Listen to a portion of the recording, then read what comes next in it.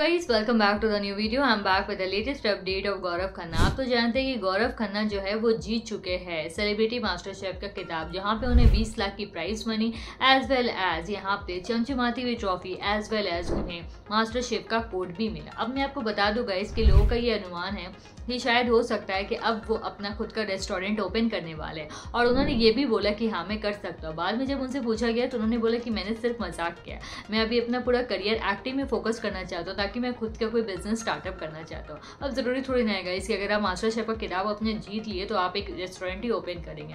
So guys, अगर आपको ऐसा लग रहा है कि वो रेस्टोरेंट ओपन करने वाले तो नहीं गाइस, वो अभी नेक्स्ट प्रोजेक्ट में नजर आने वाले और मे भी शायद वो हमें खतरों के खिलाड़ी में नजर आ सकते हैं।